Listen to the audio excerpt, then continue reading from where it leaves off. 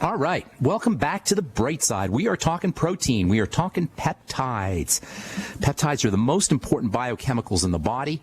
We've only really known about these things for about maybe 35 or 40 years. They were first discovered in the mid-1970s. Peptides, as we've said, are little tiny pieces of protein. They are active pieces of protein. They do things. They turn on chemistry in the body, for better or for worse. For worse, in the sense of peptides that get into the blood, these can initiate or turn on immune system reactions. Peptides that get into the blood inappropriately through the digestive system. If you got a messed up digestive system, if you're not processing your protein, if you're not making enough enzymes, if you're not making enough stomach acid, if you got pancreatic problems or intestinal problems, these peptides can get into your blood. They can initiate blood clotting problems.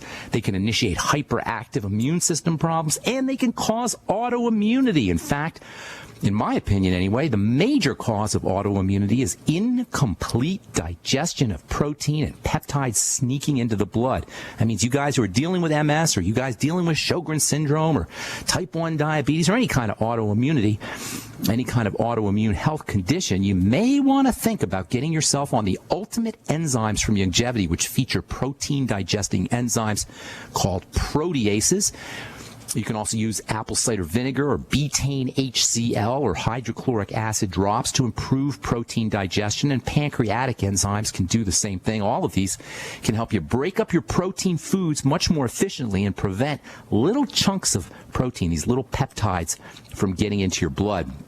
On the plus side of the ledger, peptides can act as hormones. They can snuggle themselves into little openings on the outside part of a cell, the so-called cell membrane.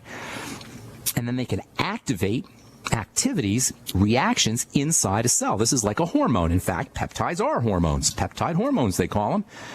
And this is how insulin works. This is how growth hormone works. This is how many of our reproductive hormones work. They all function as peptide hormones. One of my all-time favorite peptide hormones is melatonin, which works in this fashion. And by the way, it turns out that there's a very interesting relationship between melatonin and oxytocin, which we've been talking about for the last couple of days. We'll tell you about that here in a moment. Peptides are who and what we are. Peptides, compared to fats and compared to sugars and compared to minerals and compared to vitamins, are the star of the show. Vitamins and sugars and minerals and fatty substances are like bit players in the biochemical drama compared to the starring role played by peptides. As we said, peptides are a chunk of protein, a string or maybe a necklace of amino acids, which are the tiniest parts of proteins. A peptide is like a amino acid chain. You can have peptides that have 2 amino acids. We call them dipeptides, or 3 amino acids. You call them tripeptides or pentapeptides or nonapeptides. And they can go as long as 50 or 100 amino acids long. They call those oligopeptides, or maybe even polypeptides, depending on who you ask. On our last program, we talked about a really cool peptide, oxytocin, which was the first peptide that was synthesized for medicinal purposes. You can still, if pregnant women will tell you that they had an oxytocin drip, oxytocin injected right into their blood to induce labor contractions.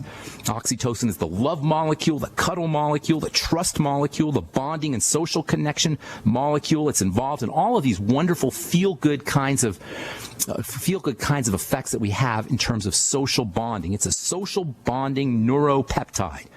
Oxytocin is a nonapeptide. It's made up of 9 amino acids. One of the most important facets of peptide hormone interactions involves the bonding interaction, the connection between a peptide hormone and what is called a receptor, this little opening that sits on top of a cell. Yesterday, we talked about how it's like a lock and a key, where the lock is the receptor and the key is the oxytocin or the peptide hormone. It sits into the lock, it turns the lock, and a chemical reaction is initiated inside a cell. Peptide hormones sit inside a receptor like a key sits inside of a lock, and this can turn on chemical reactions inside of a cell. Now, this receptor, or this opening, or this lock, or this socket that sits on the outside part of a cell, sits on the membrane, and because the membrane is largely composed of cholesterol, cholesterol plays a really important role in supporting the reactivity and the effectiveness of peptide hormones. Cholesterol, yes, our old friend, demonized and vilified as it may be, can help improve the effects of peptide hormones. Cholesterol can help improve the relaxation effects of oxytocin. Cholesterol can help improve the lovey-dovey effects of oxytocin. Eating cholesterol, or you could even use cholesterol-raising supplements, which you can find on the internet. All of these can help support the relaxation and the lovey-dovey ecstasy social bonding effects of oxytocin. Yesterday we talked about the relationship between low cholesterol and social anxiety disorders and autism. This is a recent development in the science of autism, and it's something everyone needs to be thinking about, even if they're not dealing with an autistic disorder. Cholesterol is needed to activate brain proteins that are involved in mood control and anger management and brain development. According to Dr. William Shaw, a clinical chemist and toxicologist from Kansas City and the author of several books on autism, including one really cool book called Biological Treatments for Autism and PDD, which stands for Pervasive Development Disorder. Another book he wrote called Autism Beyond the Basics. Dr. Shaw says even non-autistic patients with cholesterol deficiency are more prone to anger problems, aggressive behavior problems, attention deficit disorder problems, immune issues, movement disorders. This is all stuff that you can improve by eating cholesterol. Go tell that to your cardiologist and see what happens.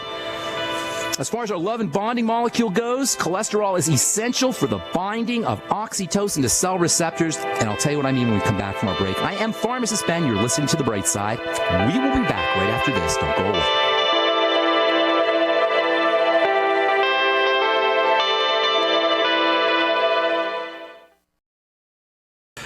All right, so cholesterol. Cholesterol is essential for the binding of oxytocin to cell receptors. Cholesterol is very important for the binding of all peptide hormones to cell receptors. That's because cholesterol forms a large component of the membrane of which these receptors are embedded in.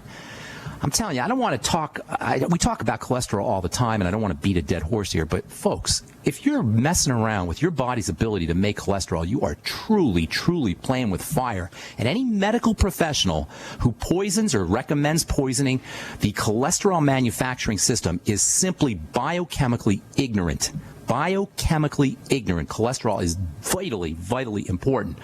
As far as cells go, it controls the shape of receptors, and by controlling the shape of receptors, it allows oxytocin as well as other peptide hormones to fit in to that receptor site.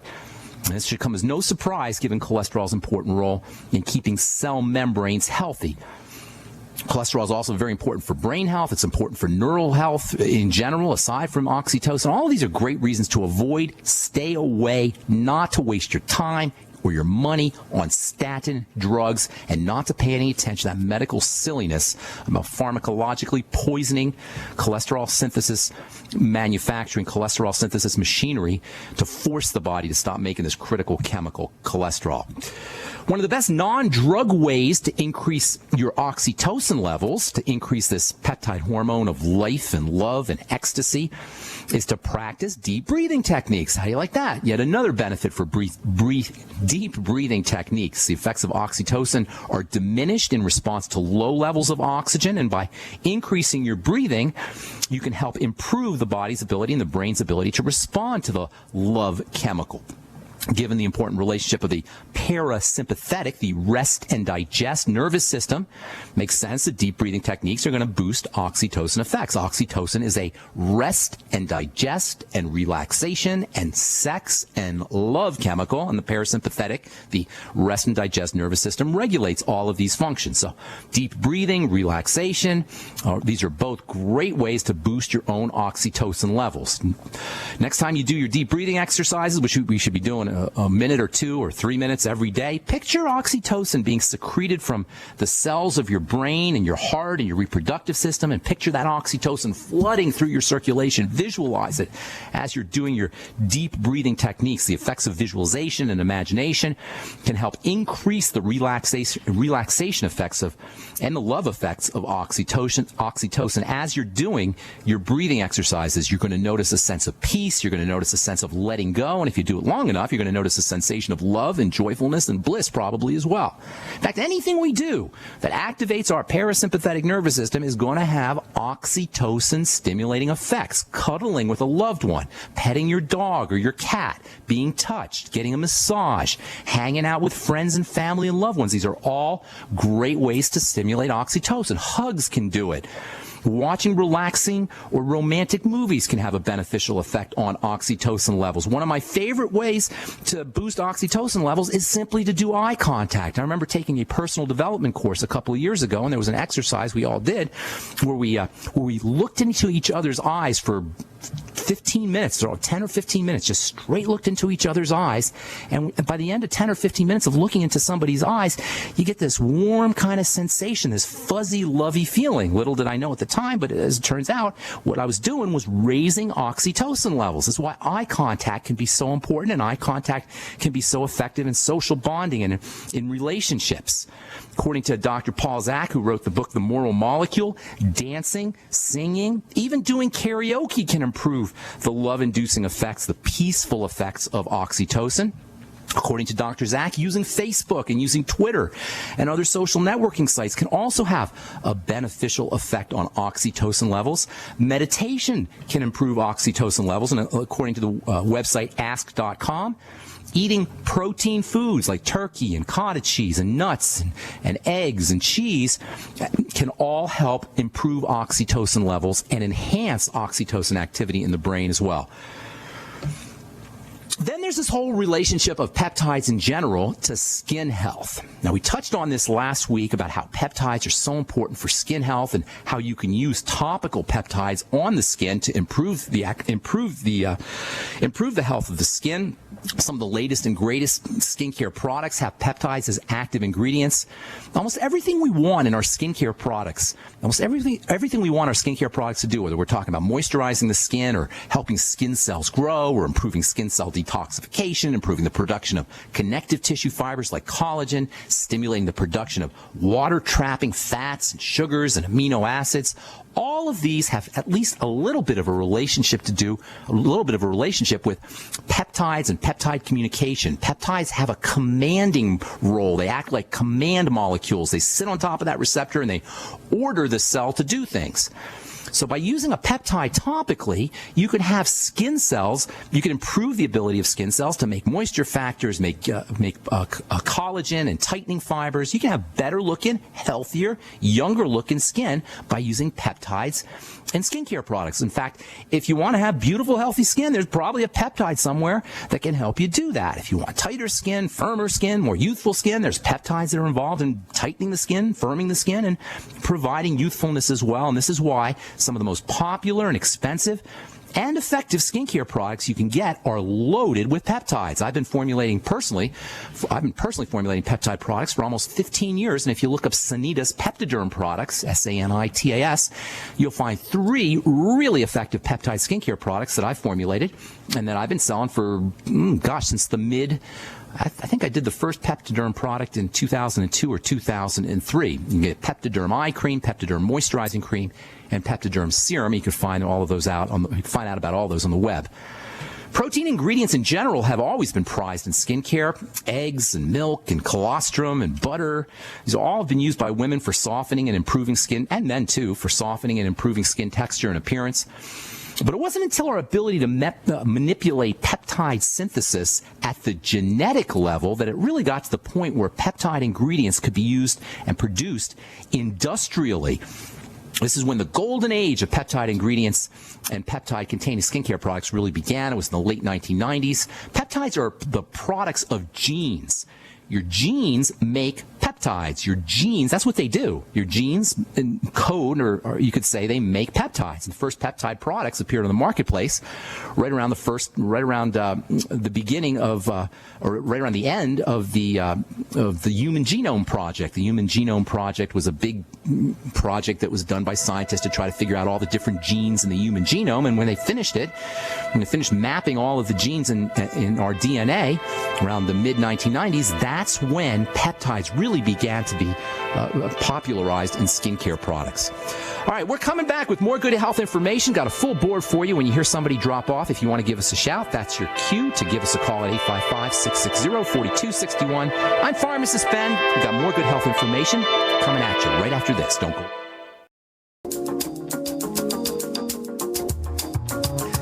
All right, we are back on the bright side. Tomorrow we'll continue talking about peptides and skincare. I'll tell you about the first peptide. And it's still out, actually, and it's still the most effective, in my opinion, peptide that you can use on a topical skincare product. And if you're looking for a good peptide product, it's the one that you want to look for. I'll tell you what that is tomorrow. I use it in my Sanita skincare products as well. As we continue talking about peptides and proteins and bodybuilding and skin building, all as it has to do with the anabolism of bone to help prevent osteoporosis. We'll continue doing that on our next Bright Side episode tomorrow.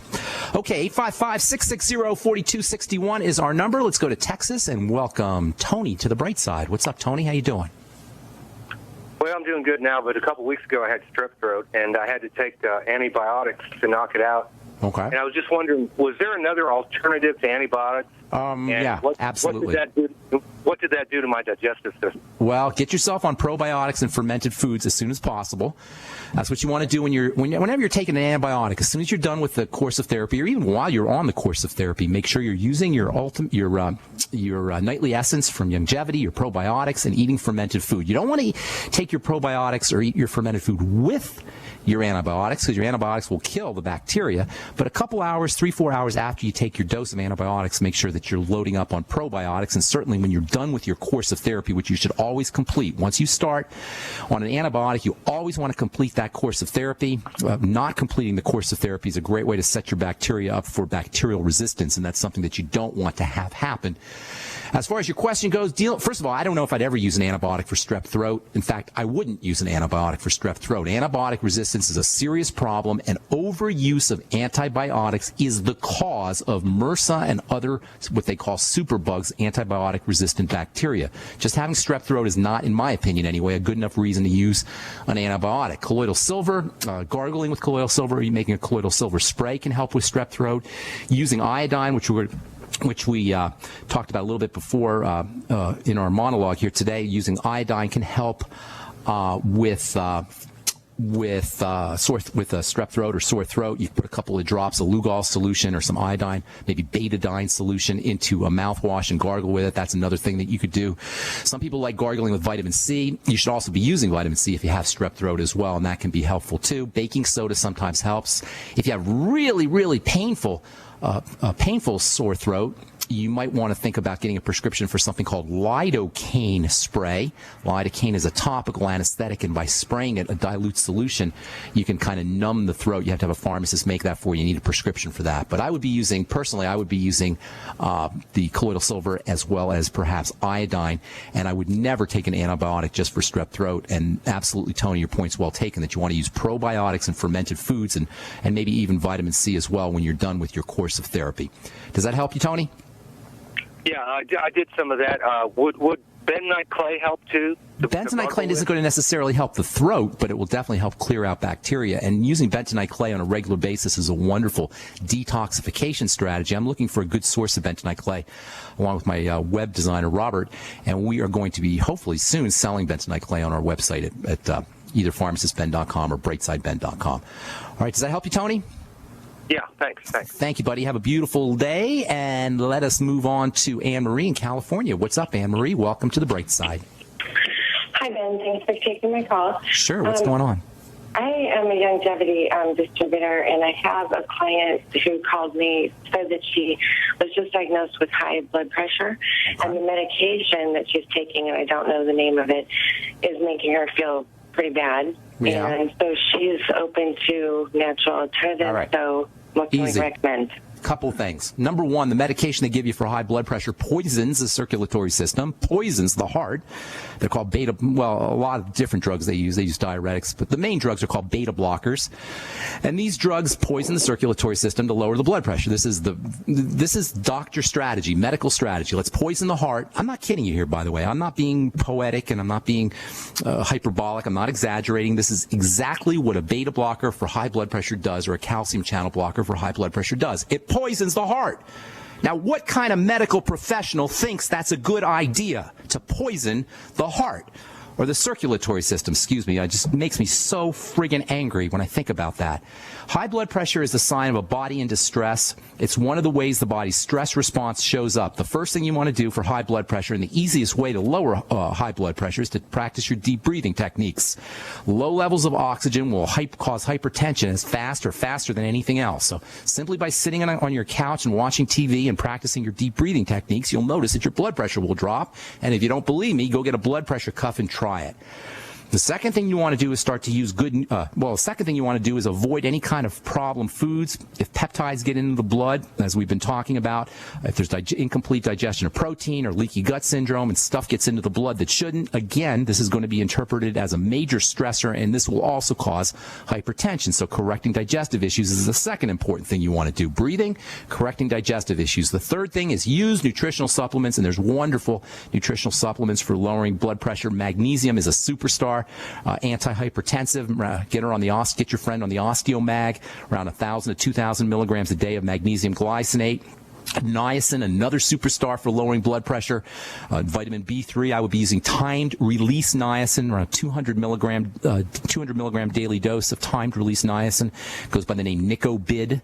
There's a few of them, but that's one of them. Goes by the name Nicobid. And always when you're taking your niacin, make sure you take it with the entire B complex.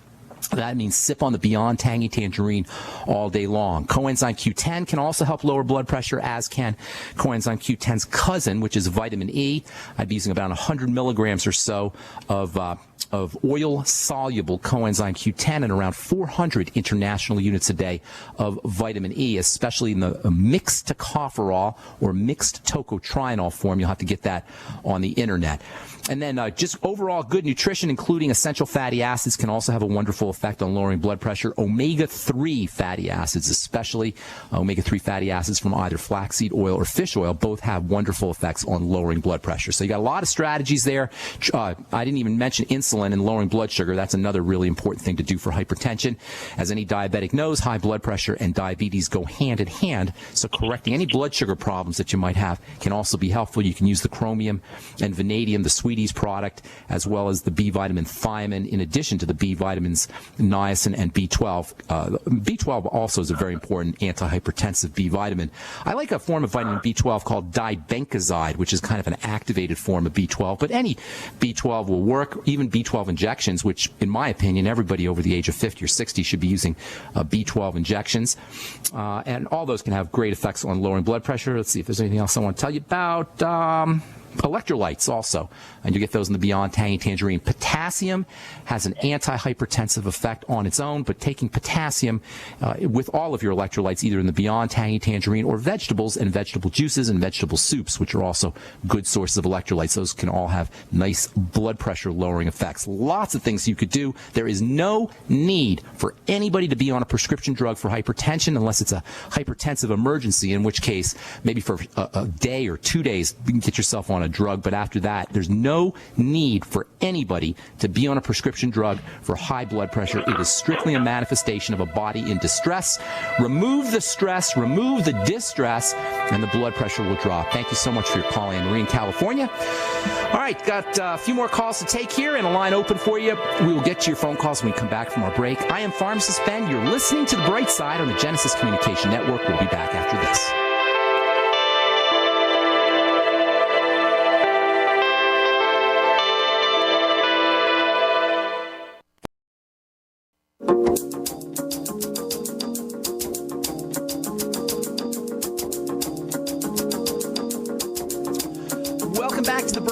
Kathleen in Massachusetts, what's going on?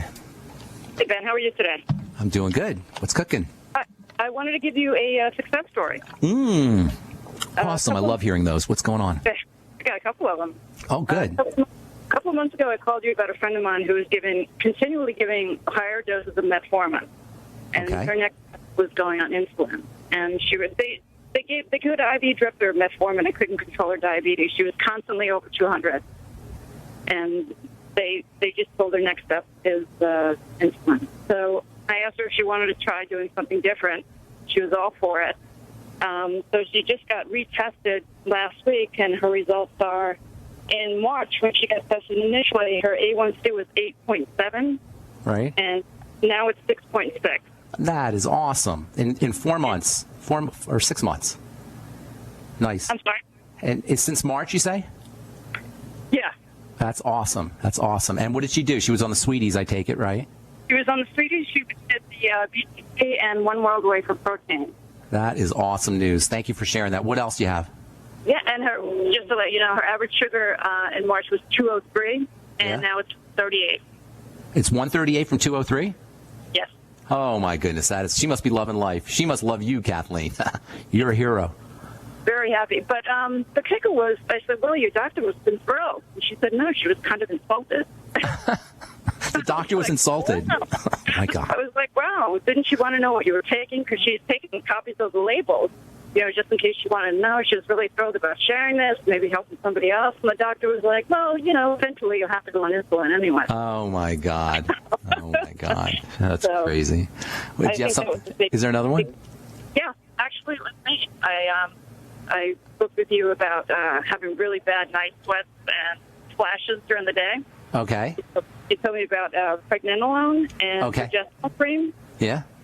Haven't had one since. Oh, that's awesome, Kathleen. Thank you so much for sharing that. I appreciate it. Kathleen, shoot me an email with your address, and I'll send you out a Beyond Tangy Tangerine, a freebie. Oh, sweet. Love you.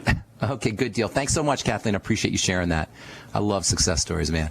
Hey, Rob in Canada, welcome to the bright side. Hey, how you doing? What's up? How can we help you?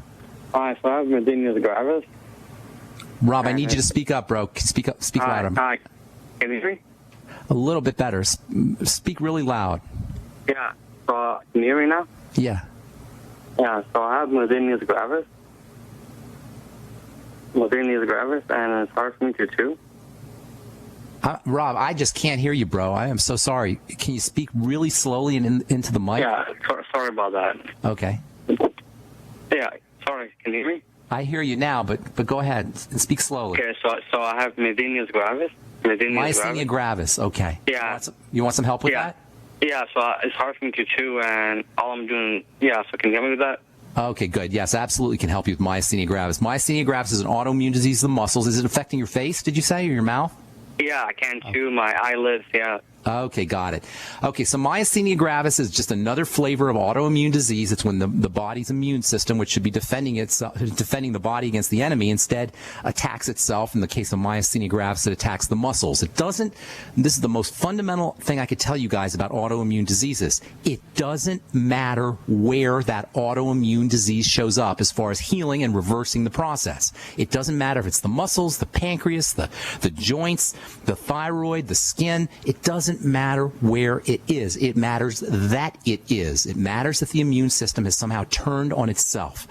The main reason why this occurs is because things get into the blood that shouldn't be into the blood. The only way things get into the blood inappropriately is through the mouth. They could be injected theoretically, but for the most part, things get into the blood through the digestive system, through foods. So first and foremost, Rob, focus on problem foods. Nobody has an autoimmune disease that has not first had a digestive problem for years. It doesn't just happen. Autoimmune disease is a degenerative disease process. It occurs over the course of time, and it begins with digestive problems. So first thing you want to do, and this is not just for Rob in Canada, this is for everybody who's dealing with autoimmunity. And the worse it is, the more critical this is to do. Start by fasting. Take 2 days off from food. Just drink, if you absolutely can't stop eating food, drink chicken soup or something bland. Beyond Tangy Tangerine or lemon juice. The less you put in your body, the better off you'll be. Simply by fasting. Just by fasting for 2 days, you're going to start to notice a reduction in your autoimmune symptoms. Now, you're going to have to eventually start eating again. And as you start eating, you want to do something called the mono diet. That's where you spend all day just eating one type of food. And try to pick your favorite food. Spend all day eating cheese if you like cheese, or spend all day eating bread if you like bread, or spend all day eating ice cream if you like ice cream, or whatever your favorite food is. That's usually going to be, or that's one of the most likely suspects to be causing a problem. And you'll know it's a problem because when you start eating that food, you're going to feel like crap again. Your autoimmune symptoms will come back, whatever they are. You'll start to notice that you got more inflammation, and then you'll know that's a food that you have to eliminate. And then the next day you do the same thing with another kind of food, and you keep doing this until you start to eliminate all your foods, and you find foods that you can eat. Then you stick with those foods. In general, the less food you eat, the lower the more reduced your autoimmune symptoms are going to be. So eating less food and eliminating problem foods are the first step to reversing autoimmunity. The second thing you want to do is you want to start patching up the digestive system. Rob, get yourself on the Z Radical. It's wonderful for patching up the digestive system, and it has the bonus effect of stimulating the immune system. Aloe juice, noni juice, that can also do it. I would be using digestive enzymes after all meals. I'd be using apple cider vinegar after all meals, and I'd be using at least 80 billion units a day of the Nightly Essence product from Youngevity. That is 80 billion units of bacteria a day, multiple strains of bacteria. If you don't want to use the Nightly Essence, just find another product that has multiple strains of bacteria and that can supply you with 80 billion units a day. Then get yourself on fermented foods. Make sure you're using sauerkraut, fermented beets, kimchi, miso. Anything that's a fermented food is going to help with the digestive tract. Use your bone soup as the main source of protein. It's liquid protein. It's easy to absorb protein, and it also has wonderful immune boosting nutrients in there as well. They call it Jewish penicillin because it actually acts as a natural antibiotic and can help support the immune system. And then last but most certainly not least, you want to use anti-inflammatory nutrients. Vitamin E is probably the most important of the anti-inflammatory nutrients. I'll be using 400 international units a day of vitamin E, and then vitamin C is also a very important anti-inflammatory nutrient. I'd be using 5 to 10 grams of vitamin C a day. And last but most certainly not least, anything you could do to build glutathione. Glutathione is the body's primary immune system chemical, primary cancer fighter, primary detoxifier, primary antioxidant, and anything you could do to support glutathione building is going to be in your interest. If you can, ideally, you can actually get glutathione intravenously, and that's a great way to support the immune system, great way to deal with cancer. If you don't want to go all out and have glutathione injections or glutathione intravenous put into your body intravenously, you can build glutathione by using glutamine supplements, by using NAC supplements. I'd be using around 400 milligrams a day of NAC. That stands for N-acetylcysteine. You could buy that at a health food store. And also maybe 4 or 5 grams. That's a teaspoon of glutamine powder. And then also sulfur and selenium to help activate that glutathione. MSM sulfur, maybe 3 grams. That's 3,000 milligrams a day. And then maybe around 400 to 600 micrograms of the OPC selenium a day. Rob, if you do even 50% of what I just told you, especially the fasting and especially noticing the problem foods and eliminating those problem foods, you should start to notice a reduction in your symptoms. And once those symptoms, this is very important about autoimmunity, once you start to beef up the immune system, once you start to eliminate the symptoms and the inflammation, the body will take care of it, the healing process itself. You don't have to do anything to help the body heal. It's in the body's nature to heal, but what you do have to do is eliminate anything that is getting into the body that's preventing the healing process from kicking in, and make sure you're supporting the healing process with good nutrition. And then I should tell you, last but most certainly not least, make sure that you're getting on a good protein supplement like the One World Whey, which can be very, very helpful for the immune system as long as you don't have any digestive issues. Is that okay, Rob? Okay, thank you. Thank you. God bless and good luck. All right, let's see. We get one more call in here. Karen in Ohio, got about a minute. What's going on? Hi, yeah, my dad has metastatic bone cancer in his spine, just diagnosed, and it's very painful. Painkillers are not helping, and now he has constipation. So Karen, I wanted to see what kind of supplements he should be on. There's a lot you could do, but I'm not going to be able to tell you in 5 or 10 seconds, which is all we have left. If you call back tomorrow, I'll be glad to help you out. In general, you want to regard cancer as a fast-moving system. Anything you do to slow the body down, it's going to help. That means fasting, and that means deep breathing techniques. You can also use intravenous nutrition, as I was talking about with Rob, intravenous glutathione, intravenous vitamin C, intravenous B complex, intravenous magnesium can also be helpful. But if you call back tomorrow, Karen, I'll be glad to give you more information about cancer. All right, thanks so much for joining us, friends. Tomorrow we'll continue talking about peptides and peptides in skincare. And check out my blog, pharmacistben.com. Got a good post on iodine that should be up today. That's all the time we have for today. I am Pharmacist Ben. You've been listening to The Bright Side. You all have a wonderful, beautiful day. We will talk to you later. Bye for now.